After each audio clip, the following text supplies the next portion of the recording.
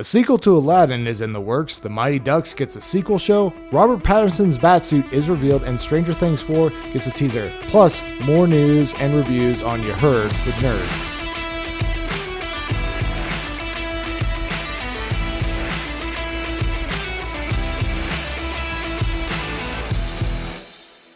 Welcome on into the podcast. I'm Brett. I'm Dorian.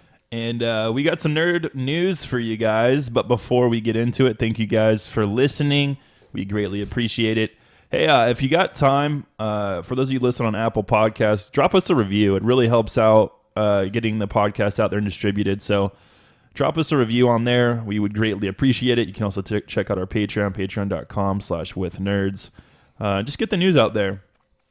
But yeah, so first up, Aladdin sequel is in development for Disney. So news comes from Variety. I like what they're doing here because I'm not a huge fan of Return of Jafar or the other movies they did. I don't think really anybody is compared to the original. Well, I mean, like quality just went way down after the first movie. Yeah. I think it was a straight to VHS release. No, I think you're right on that part. So they're going with original content, which I think could be really good because most of the Disney remakes or live action, Disney movies I've liked have been original content. They haven't been remakes. Yeah. Like Maleficent. We get the same story, that we've gotten with Sleeping Beauty, but from a completely different perspective and new material. Exactly, yeah. So I think this could be really good for Aladdin and could even allude, maybe there's a trilogy coming out, who knows. It could be endless just with where we kind of leave off. Or where it's at in the beginning and the end of the Aladdin film, for those of you who have seen it. Yeah, no, absolutely. I mean, I think they are going in the right direction with this because one of the big complaints I had with the Aladdin remake is it's way too similar to the original to the point where I'm like, okay, you could have just shown me the animated movie and I would have just been fine. But I mean, I would disagree with that. Have you seen Lion King? I have not seen Lion King. That is a shot for shot. Aladdin is not a shot for shot. I mean, it's pretty close. I would say there's enough dialogue and stuff for it to be different. Like the musical numbers for sure, because obviously they're not going to change the musical numbers. Yeah. There's enough differences. I've already ranted about this. Yeah. Lion King is literally shot for shot. Yeah. This movie was not, and I like the characters that they brought in. The actors I thought were really good. I don't rewatch this movie a lot. Yeah. My sister would disagree with that. She rewatches it all the time. Apparently, really, she loves it. Yeah. Huh.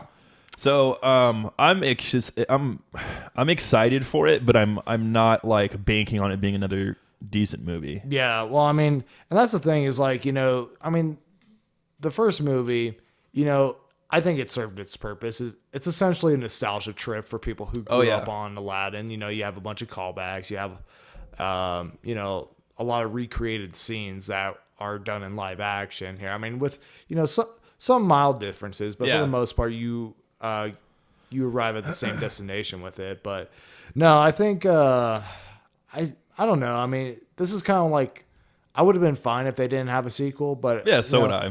But at the same time, I mean, I'm kind of open to them kind of surprising me because I think the main cast that they have, the guy who plays Aladdin, Jasmine, and obviously Will Smith, I think they're, a pretty solid cast. And I mean, obviously this movie made a whole bunch of money. I think $1 billion, which is kind of surprising to me, but no, I mean, so I think you're going to get, I think a sequel is inevitable. And then also, we're probably going to get a sequel to The Lion King. We're probably going to get a sequel to all the big movies or live action movies that actually made a big splash. Who knows? We'll probably get a Beauty and the Beast sequel here as well. Yeah.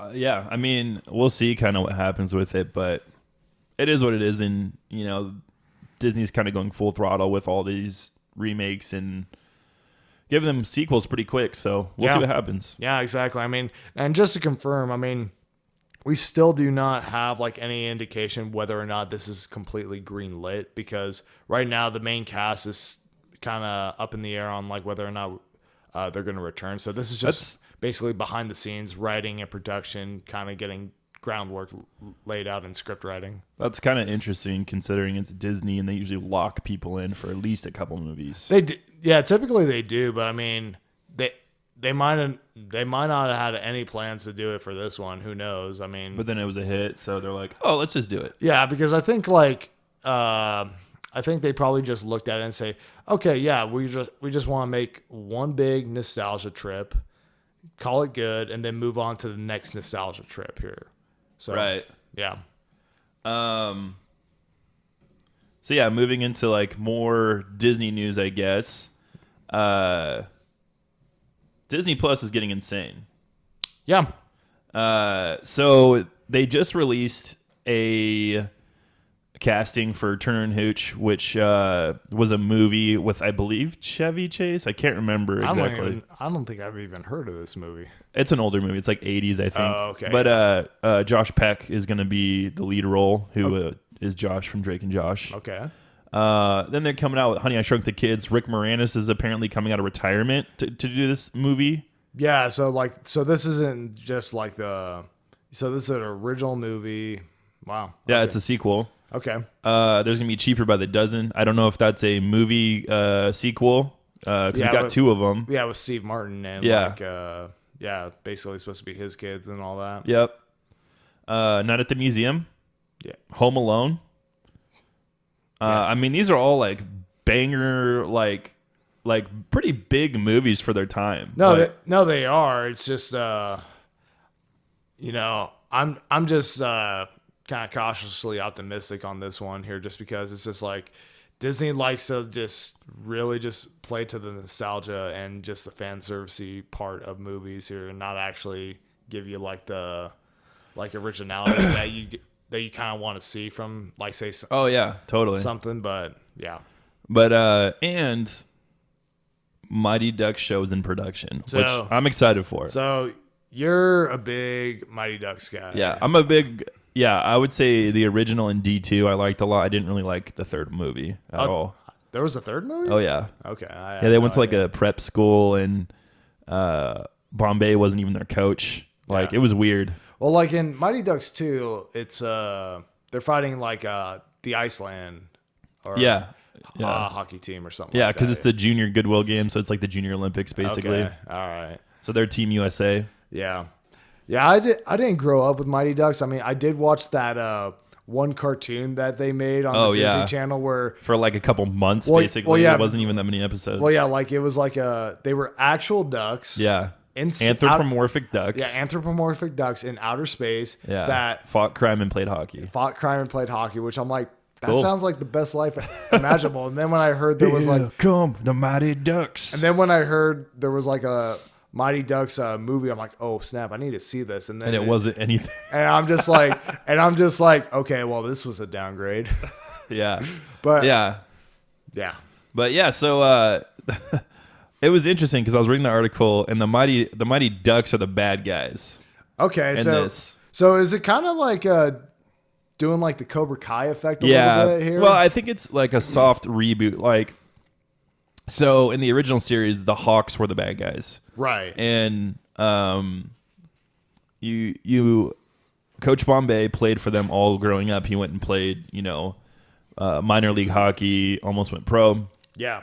He got in trouble, obviously, had to start coaching. Coaches they're just called District 5, basically. And then they decided to go with the Ducks because their main contributor to their team, their main sponsor, was Mr. Ducksworth, who was Coach Bombay's boss at his law firm. Yeah. And so that's where the Mighty Ducks are born. But I think it's so weird because basically now they've gotten to the point over these years where they've become the elite team. Yeah, so they've become like essentially the team to be hated. Which is like the Hawks of basic. Why would you turn the Mighty Ducks into the bad guys into this new Mighty Ducks series? That to me seems sacrilege. Stupid. Yeah. Yeah. I mean, And is Bombay's coming back. So Yeah. Emilio Estevez is going to be playing Coach Bombay. Is he going to be the bad guy then? Like, is he going to be still coaching the Ducks? And it's just like, now when is this series supposed to come out? Like, I'm guessing 2021 Okay, because I don't think they've actually filmed too much. Okay, so they have like they're like in early stages of. Well, they have production the on whole this. premise. They have their actors. the script and everything. Yeah, but so- they just haven't like filmed anything. They could have. I don't know. Okay, gotcha. Yeah, It sounds like this kid gets cut from the Ducks team basically, and he wants to play hockey. So him and his mom start a new team. So yeah. I don't know. Yeah, I don't know. Well, I mean, because obviously it's not going to be the same kids like playing for the team here. Well, no, because they're all older. Exactly. They're only in their 40s probably. Exactly, but Well, what I'm guessing is it could be like they're one of the their original kids from the Mighty Ducks, but as an adult, and it's their kid that got cut, and so she's like, Yeah. this is not how it was when I was a kid," and then maybe they start their own team. Maybe, yeah. I mean, yeah. Well, because like I'm kind of trying to just piece everything together, because could it be like the parents of or like the original kids from the movie grew up, had kids, and like their kids are now playing for the Mighty Ducks. It could be. But like they somewhere along the line they didn't like get like, you know, the actual like values or lessons that they learned and stuff like that, and then they I mean, I don't know. I don't know who's all confirmed for it except for Emilio Estevez. So Gotcha. Okay. yeah, we'll see what happens, but I'm excited for that. Yeah. That'll be fun. So So in separate news, this trailer, we're going to talk about a couple trailers and reviews for different properties now. So there's this movie called The Iron Mask coming out. And I saw the trailer for it a couple days ago. And when I saw the actors who were in it, I was like, okay, that's interesting. And then when I actually saw the actual trailer, I was like, this looks like it's going to be the worst movie of 2020. Yeah. So here's the thing. Iron Mask stars Arnold Schwarzenegger Yep. and Jackie Chan. Yeah. And it's Two solid action heroes. and it's like, oh, that sounds like a good time, Yeah. right? Then you watch the trailer. Yeah. Wrong. Yeah. You're wrong on all accounts. Yeah, no, absolutely. So one of the most notable things about this movie that I think really stands out is the CGI in it. It looks like a PS2 game, if I'm being generous. Right. And the thing is like, I'm not that big of a CGI snob. I don't like look at very, you know, minuscule details in like movies and say, oh, that piece of animation is clipping into like, you know, this other piece of animation or something like that. I'm not that guy. Yeah. But this was like, oh man, this is real bad. Yeah. Now, based off my best judgment, this is a adaptation of The Man in the Iron Mask. Right. So, but with martial arts. Yeah. Because you got Jackie Chan, obviously. Yep. And Arnold Schwarzenegger as a British redcoat. Doesn't even sound British. no, he just has his normal voice. And he's like being like a goofy character sword fighting. yeah. This is like, I feel like gonna be like a throwback to Mr. Freeze. I mean, just a comedic cringy rule. I'd be okay with that, to be honest. For Arnold here. But this is probably not going to be a good movie at all. But I just thought we'd mention it because, I mean, we both like martial arts movies. We both like those actors. And so it was kind of like, I first saw it, I was like, oh man, this could be good. Just based on the the premise of it and then the actors. And then I was like, oh, this is not going to be good. Yeah, well, I mean, so one of the things that I noticed when watching this trailer is, maybe I just didn't pay attention, but there was like no like studio logo or anything. No, nothing. And it's like, did Jackie Chan just pay for it out of his pocket? Like, well, I mean, which kind of goes to show you that the studio that behind making this movie is like, yeah, we don't want our name on this thing. We don't want to be associated with our own project. Like, and apparently it's supposed to come out April 10th. So, I mean, there's really no time to like actually go in and like do the media push and all that stuff. Yeah. Well, and also the 0.7 update on their graphics card or something like that. You know, they're basically stuck with what they got. But I mean, I just don't understand like how this movie is supposed to come to theaters, because like if you said it was coming to Crackle, if you said it was coming to a streaming service, I'd be like, okay, I would believe you. But no, they're I'm guessing it's limited release. Probably, but they're going out saying like, hey, we think people will actually pay movie to go out of their home, pay money. Yep, and watch this movie. I mean, there's a market for everyone. There is a market good luck for to you who are going to go see that. Yep. Sonic reviews are in. Another news. Yeah. So yeah. What do you think? What was your? Okay. I am someone who grew up with Sonic. I had a Sega Genesis. You did not, right? I did not have a Sega Genesis until a little bit later on. Like I got one from my friend after like the Nintendo 64 came out. And I think and then I went back and I played Sonic and I thought like, okay, this is actually kind of dope. How did I miss out on this here? So yeah, that was my first system. So I have a special place in my heart for Sonic. Sure. But yeah, what did you think about the kind of the reviews that came out? So I mean, honestly, I think these are more positive than I was kind of expecting to be. Completely honest with you, because when that first trailer came out, most people were frightened. Well, not only that, but like put aside the whole like Sonic like nightmare fueled CGI model there. Yeah. I still think that movie just looked absolutely terrible just based on like the footage we shown. And then but no, I mean the reviews are saying like, no, this movie is a fun time. You know, Jim Carrey steals the show.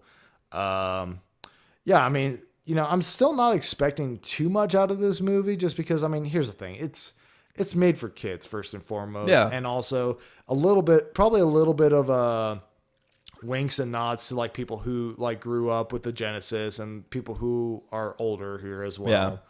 But you know, I'm open to it surprising me. I probably will go see it just out of kind of curiosity, just because we don't get many video game movies that actually land the mark, and it sounds like this is one of the better ones. So it's kind of, if you want more video game movies, you kind of have to tell these people, hey, you know, there is money to be made here. Yeah. Yeah. So a couple of the you know, sources that came out that gave it a review are IGN and Collider. IGN gave it a 7 out of 10. Mm-hmm. You know, citing it's a fun movie. Obviously, it's for kids. Jim Carrey, like at least Collider. So Collider gave it a 7.5 out of 10. Like the main reviewer, his name's Dorian. Wow.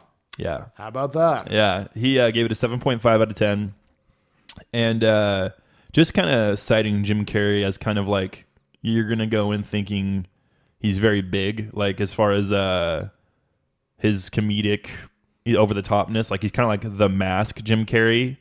And so when I heard that, I was kind of like, oh, okay, like that might be fun. And I'm not looking for this movie to do anything like Lego Batman. Like, you know, like Lego Batman's great, but and has a lot of good jokes in it and stuff, and I'm sure this movie will too. Yeah. You're not looking for those movies to be these breakout sensational movies. You're looking to entertain yourself and your kids for a little while. Exactly, yeah. And so if this movie is just a solid movie, I think that's a huge win for video game movies. Yeah, exactly. So I just pulled up the Rotten Tomatoes score. I mean, right now it's at a 65, which is still considered on the fresh scale. And currently it's standing at a 94 for like audience reviews. So far, I mean, it seems like pretty positive. And you know, not only is this like if this movie does well, is it going to be like a message to send to Hollywood for video game movies, but it's also a message to send to Hollywood about listening to the fans. Yeah, and I think that's why people probably should go see this movie, is because this is a studio that listened and heard and spent a lot of money and a lot of time changing it for us. Yeah. And I think spent like, I forget exactly what the price number, but I think it was like around like $4 million to like redo the CGI and all the scenes. So, I mean, no, it's definitely one of those, it's a rare example of like, you know, a studio actually listening to its audience here. And I think that deserves, honestly, it probably people's appreciation and money to go see it. It probably does. Yeah. So, if you've ever complained about a movie and they didn't change it, you should go see this movie. Up next, Batman First Look. So we're looking at the Robert Pattinson Batman. We got a teaser, and kind of first impressions, I think it looked good to me. What did you think? So we got to look at the Batsuit. Yeah. Well, like at least like parts of it. Yeah, like probably from like the nipples up, basically, for the most part. Yeah. And then the the top of the head down. We didn't see the But ears. just for clarification, there are no bat nipples on this suit here. No Schumacher nipples. No Schumacher nipples. So anyhow, so obviously we get more of an armored type suit, like Batman v Superman. Ben Affleck's Batman had a more traditional kind of like spandexy kind of muscle suit. Yeah, I didn't like it. Type thing going on there. Didn't like Ben Affleck's suit. Yeah, I wasn't a huge fan of it, but I got what they were going for. I mean, it is, Frank Miller, very adapted from the comics. Yeah, the suit reminds me of like the Arkham games. Yes, I've been seeing that like comparison being made to it like quite a bit, which no, I definitely see that. But no, I do prefer the armored look. Yeah. Especially for live action, just because I feel like if you have an armored suit for a live action movie, it looks just so much better. Yeah. I mean, we'll talk about it probably a little bit later in our Thursday throwback here about the Dark Knight. But yeah. But anyhow, honestly, like I really don't feel like I've seen enough to really give like a full opinion on it. I mean, the Batman symbol and insignia, I think it's an interesting take here, just because, I mean, it looks like it has some functionality to it. Yep. It also doesn't have like the pointed ears that you typically get from like a Batman logo. So I thought that was kind of an interesting thing to do. I don't know if I'm like completely cool with it yet or not, but I mean, it definitely looks sleek. And I mean, but one of the main things that really weirded me out about this reveal is the fact that they don't show the ears on the cowl. Yeah. And I don't know why they didn't. They chose not to. Maybe there'll be more footage that comes out later that does show it. Yeah. Or like the whole suit in and of itself. I mean, we've gotten stuff like this, and very quickly after, when fans are like, what's going on with the ears? What's doing?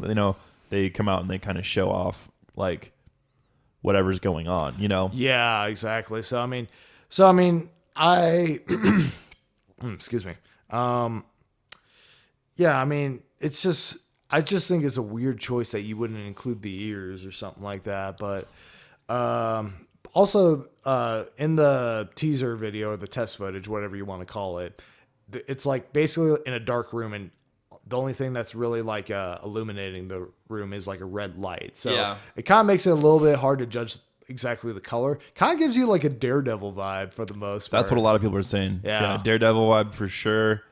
I think it's kind of going with maybe the tone of the movie too, and then even the musical score behind it I actually liked a lot. Yeah, very it seems like a remix of like kind of Danny Elfman's music that he did for like the 80s Batmans. Totally. And I like what I'm seeing as far as the suit goes. Yeah. The cape, like at least like the neckline of it, there's like a collar, which is kind of like the Gotham to Gaslight. Gotham by Gaslight. Definitely something unique that we haven't seen in like a big screen movie before. But yeah, I mean, overall, I mean, seems like it might be pretty cool. Still need to see more to like give like a actual like I feel like a really fully realized opinion on it. But yeah. Yeah, and I mean I don't mind Pattinson in it. He looked pretty good. Yeah. So all right, so spoilers ahead for this next news article. Stranger Things 4 teaser. Yeah, so this came out of nowhere. So apparently we got to do the Duffer Brothers job of like putting spoilers on their no kidding. Like reveals. They gave away some big reveals in this trailer. So probably the biggest one of season 3. Yeah, so if you haven't watched season 3, you probably want to skip ahead a little bit in this one if you're planning on doing it. And if you want to actually be surprised for season 4 and like be on complete media blackout. Yeah, just skip ahead a couple, like a minute. So basically the teaser shows Russia, snow, Soviet Union, all that stuff. People working on the railroad. Working on the railroad. Now, the big quote-unquote reveal of this trailer is one of the people working on that railroad is Jim Hopper. Dun, dun, dun. Now, the actual reveal is the fact that he doesn't have any hair on his head or any beard or any dirty cop mustache that he had from the last season here. But yeah, so this is the section of the show where we say we told you so. Because I mean, let's be real. Like, I don't think Hopper was like dead for a moment. No. And I mean, the fact that they didn't show a body, when that whole thing was going on, and when they were trying to have that big emotional payoff on season 3, when Levin's reading the letter that he wrote to her, I'm just like, okay, come on, just. A lot of people, I think, are going to be mad at this reveal, to be honest. Those of you who have mourned the death of Hopper and he's just back, like... Yeah. I feel like, number one, like, I didn't buy it. Yeah. If you don't see... That's, like, common, I think, knowledge. If you don't see a body, they're probably not dead. Typically in, like, Hollywood movies here or TV, like, you have to have that kill confirmed. Unless you're Han from... Well, I guess we didn't see his body. Han from Fast and the Furious. Yeah. He's back. Yep. Anyway, so yeah, we'll see what happens. I mean, it was only a minute long. It showed very little of anything except for Russia and Hopper. So because here's the thing,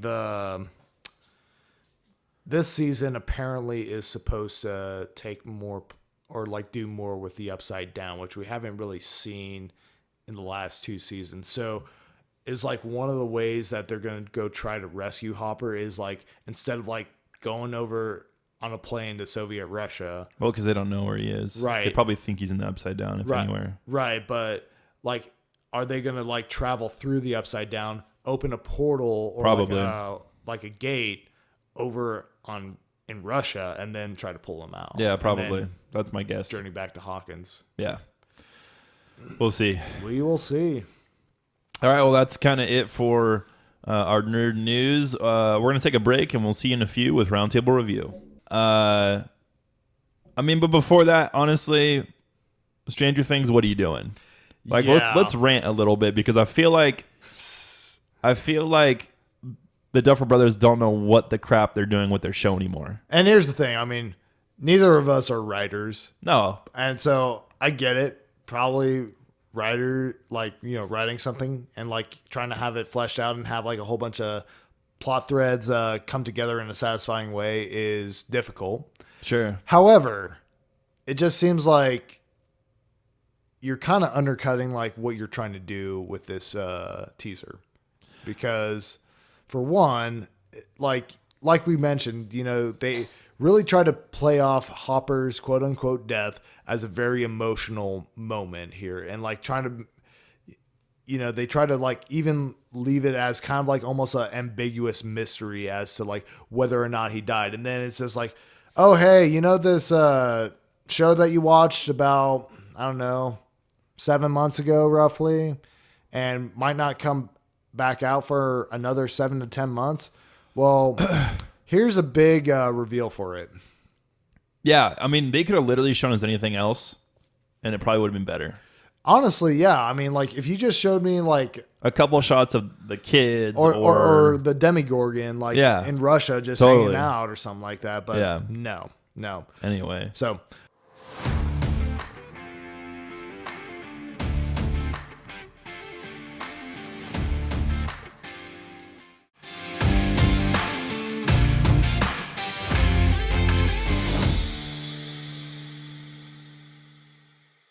on to our actual roundtable review. Yeah, so you've been reading Rise of Kylo Ren, so the third issue just came out. Yep. Tell us about it. What'd you think? We're 3 issues into 4, and the more I've read, the more I really feel like this is just a pass. Really? Yeah, I mean, it doesn't add anything to the character of Kylo Ren at all, in my opinion. But yeah, I'll kind of do like a spoiler. This is spoilers ahead, because I feel like you could listen to these podcasts and get just a good picture. Yeah. So if you don't want to know about it, then don't listen to this, I guess. But it honestly, it's not worth reading, so you should just listen. Yeah. I think the information is kind of interesting a little bit, but not really. So it starts off with Ben talking to the leader of the Knights of Ren. His name's Ren. He reminds him that he has to do this one thing before he can become a knight.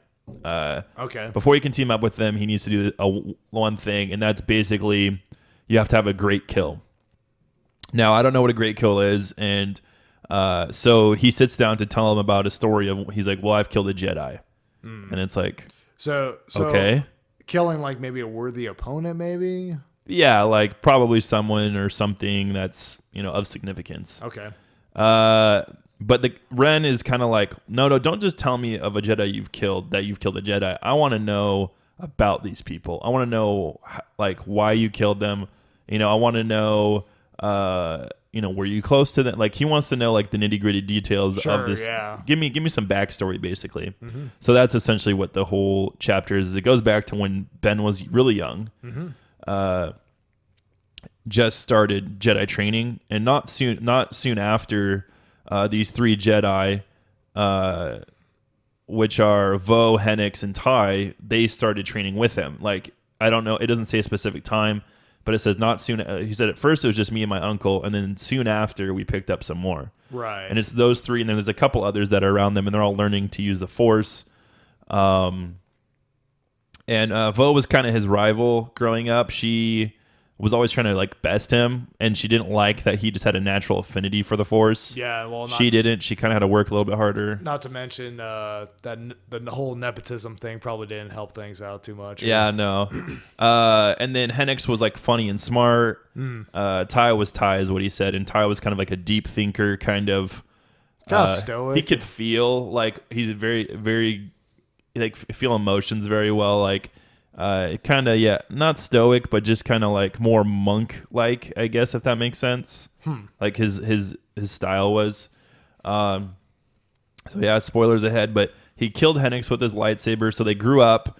They confront him. So this now fast forwards to him leaving the Jedi Temple as it was burning and all that stuff. Okay. They followed him, and that was in like the first issue, I think. Yeah. They followed him, and they meet up again, and he ends up getting into a fight, and he's doing stuff he doesn't want to do, and he kind of like, you could see him pulling back at times, like Ben kind of resurfacing, going like, oh no, what am I doing? Yeah, exactly. Having doubts on his path that he chose, basically. Right. So he kills Hennix, supposedly.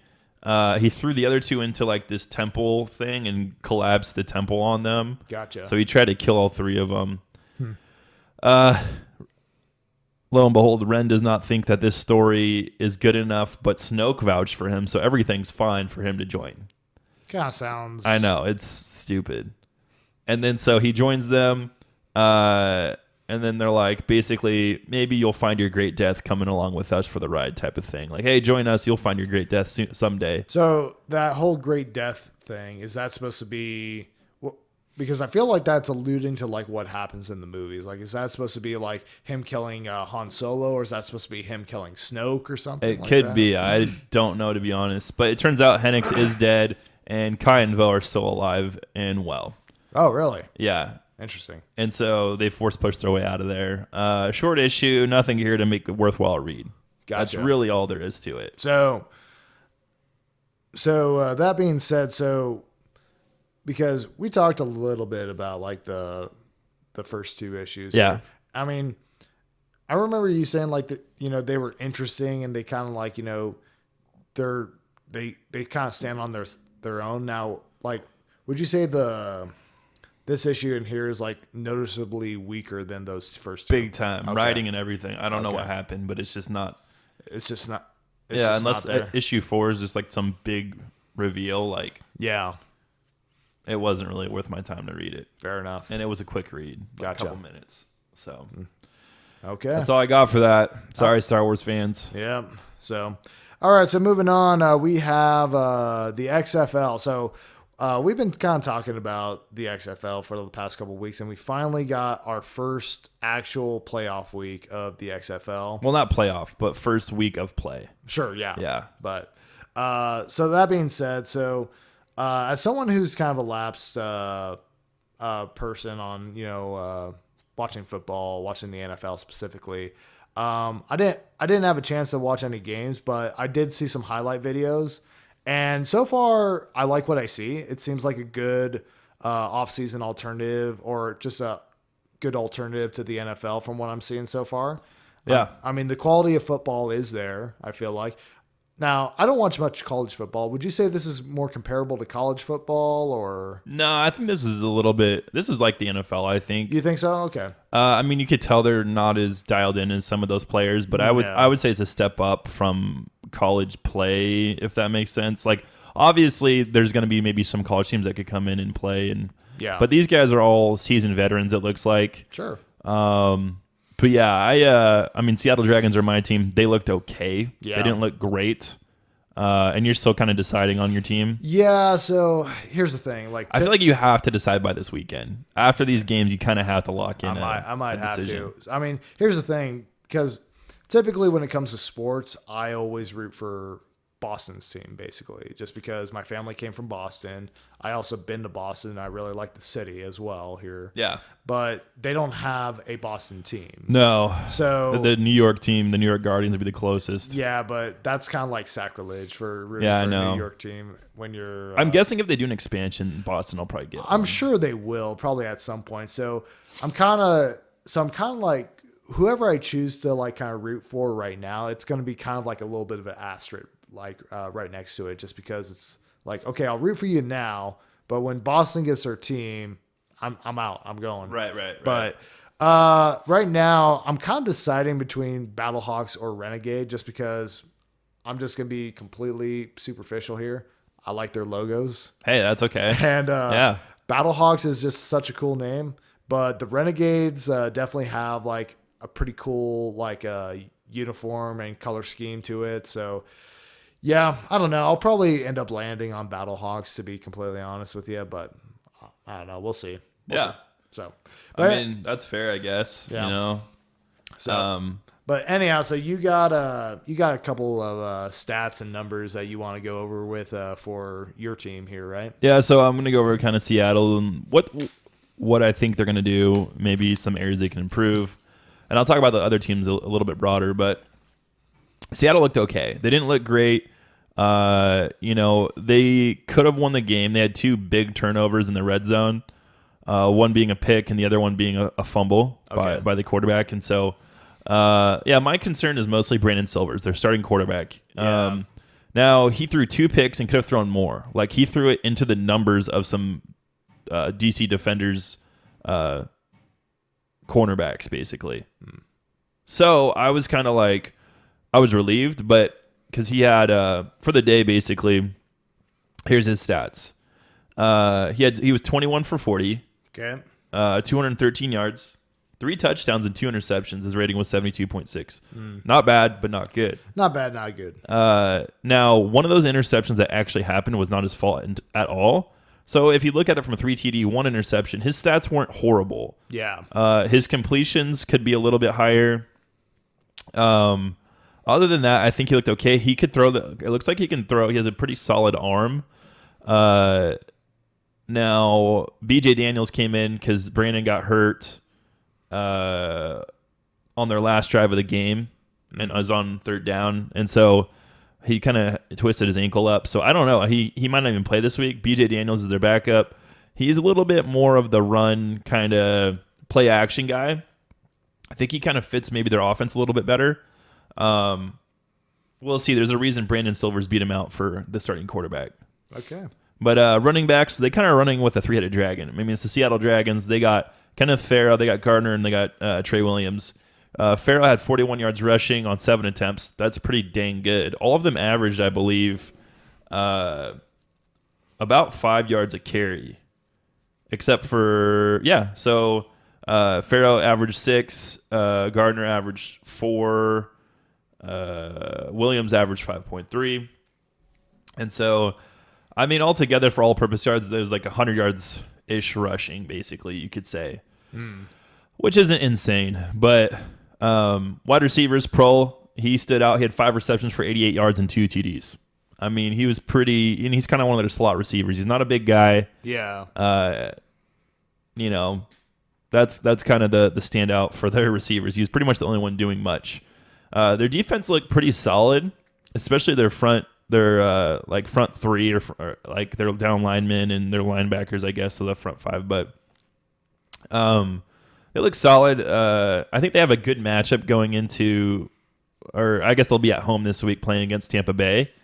So looking at like the other teams, the Houston Roughnecks are probably one of the bigger teams that stood out to me, and the New York Guardians. Oh, really? Yeah. New York's defense was insane. Really? Their offense wasn't anything to write home about. Their quarterback had a subpar game. I mean, 200 yards, I think, something like that. Yeah. But nothing really to write home to.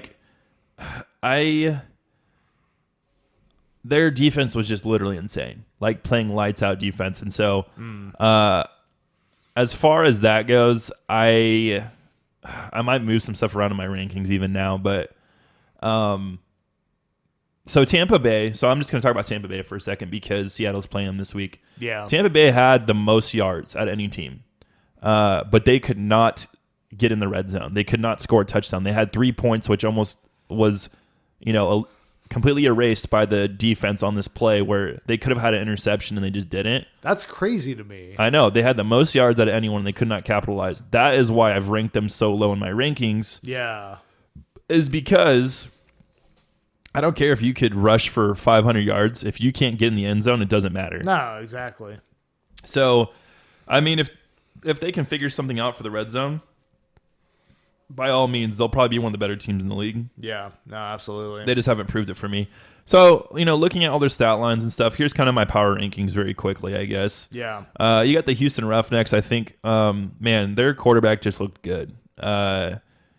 He had, I think, around 300 yards almost and 4 TDs and 1 interception. Not bad. Yeah, played pretty well. Then you got DC. Cardell Jones, their quarterback. He looked good. He didn't look great. He had about 200-something yards, 2 touchdowns. He's a big guy. He kind of reminds me of like Ben Roethlisberger a little bit. Just like a big guy, not super mobile, but could take a hit. Really? Yeah. Okay. Then I think he got New York. Their defense, I think, is the best defense in the league as of now. I mean, it's only been one game. Yeah. We'll kind of see what happens with that. Like I said, McGloin is what I call him. McGloin, their quarterback. It's very appropriate that the team that has the best defense in the league right now is called the Guardians here. I mean, you would think it'd be the Defenders, right? Yeah, I guess. But I mean, Guardians' their main job is to like defend, protect, or whatever. Right. But yeah, I mean, good point on that whole Defender scene. But yeah, so right now, like the East is the more competitive of all the teams. You got Guardians in first place, then you got the Battlehawks, Defenders, and then the Vipers. That has to do with points for and against and all that, touchdowns for and against. yeah. And so, I mean that's just a solid league right now, like solid division, I guess I should say. With I'm trying to like use the app to like pull up the stats, but it's being difficult. But anyway, I'm just looking forward to this weekend. I want Seattle to play a little bit better. Yeah. But yeah, and that's kind of where like the 5 spot for me, or I guess the 4 spot would be Seattle, and that's like because I'm biased, I guess. Seattle looked good. I mean, they were really close to beating the Defenders. So for me, it goes Houston, DC, New York. But I think honestly, New York might move up to second. I think Houston just has a really explosive offense. Then for me, it's St. Louis after Seattle, Dallas, LA, and then Tampa Bay. LA's probably more last than Tampa Bay, to be honest, just because they had an implosion this last week with their coach getting fired and their defensive captain quitting essentially. Jeez. Yeah. That's no good. So anyway, yeah, that's kind of my quick recap on week 1. Looking forward to week 2. Cool.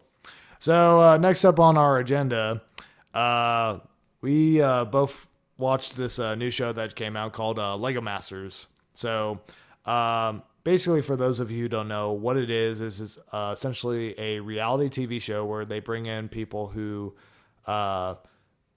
play with or like build Legos as a hobby. Yeah.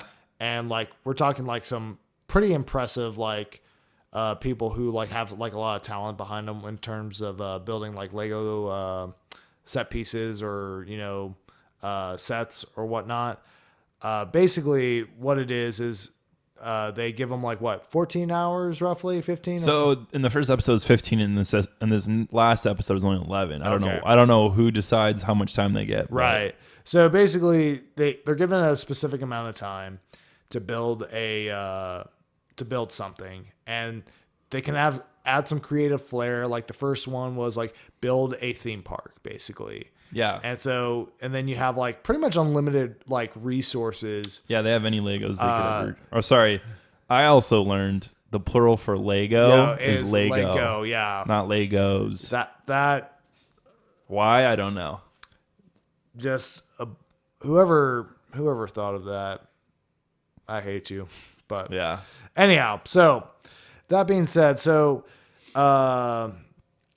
kind of like essentially like I would say The Amazing Race almost to a certain extent, where you have a team of two, you put them in a competition with like other teams, and the idea is after everything's all said and done, whoever performed the lowest in the judge's mind will get sent home, basically. So Yeah. that being said, so might get a little bit in spoiler territory for episode 1. So first off, Will Arnett. Oh, he's great. He's an awesome host. He's man. hilarious. Very hilarious. He's honestly one of the bigger reasons I watched that show. Honestly, if there was a reason for me personally to watch this show right now, it would be because of Will Arnett. Because the thing is like he is very meta and he trolls like very hard in this show. Like when they were talking about like, hey, guess what you win if you win the first this first competition here, and then they bring the car around, and then he's like, yeah, that car's not it. And then he opens the trunk, and there's like, stacks of cash in there. He's like, yeah, that's not it either. And he pulls this golden brick. Yeah, he pulls out this box made of Legos, opens it up. It has like steam flowing out of it and lights, and all there is just this little golden Lego brick. And he's like, this is the immunity brick here. And even like when they were gonna send somebody home here, he's like saying like, I know what you're thinking. This is the part of the show where the music swells. You cut to like emotional clips of yourself here. Yeah, of you crying. Like yeah. Yep. And then he's like, oh, but we're not gonna do that today. Y'all get a pass this go around here. It's great. It's great. Yeah, and I watched the newest episode just came out this last Wednesday, I guess. I watched it Thursday. Yeah. And it was like a space one. I mean, they're making it interesting. It was space themed. A lot of them were good. Basically, they basically had to explode in some way, so they couldn't be super laid back with their design. Yeah, like they had to make it to where it would, because basically they either dropped it and it had to shatter. Yeah. They had to Will Arnett either hit it with a bat. Yeah. Or it exploded. Like they just blew it up. Yeah. Which I think was really cool, but also kind of painful seeing those beautiful works of art, because some of them were amazing. Yeah, I'm sure. Yeah. So, but yeah, I think it's a good show. Like, I mean, me and my wife don't watch a lot of shows, but Masked Singer and this are the two we're watching right now. Yeah. So. Yeah, I mean, no, and it makes me want to buy Legos. Lego. Sorry, it makes me want to buy Lego. I sound stupid when I'm saying that. It does. I sound stupid. It triggers me. Yeah. It's just I don't understand. Yeah. Anyhow, I digress. But no, I think this is an interesting show. That being said, I don't think it's for me because, for one, I'm not like really a Lego guy. I mean, I was when I was like younger, like, sure. 8 or 10 or whatnot, but yeah, but I'm also not really a reality TV guy. I'm not either. Yeah. Just because, I mean, for a period of time, like I did grow up on reality TV, like Survivor, Amazing Race. I think maybe one or two more like thrown in there. I think Hell's Kitchen was another one, but no, we say Hex Kitchen on this show. Oh, my apologies.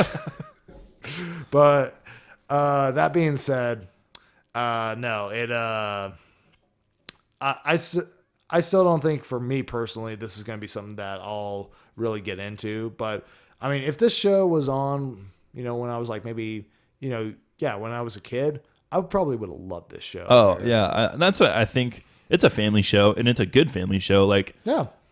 Besides those two that are always bickering, and that one dude who wears a dress, it's just annoying. They're there for TV. They're not the best on the show. They should have got eliminated, in my opinion. But yeah, other than that, I think it's a great show. I think Will Arnett is the best host I've ever seen on a show. Period. You might be right on that one. And so he needs to host more. Yeah, absolutely. If he hosted any award show, I'd probably watch it just for him.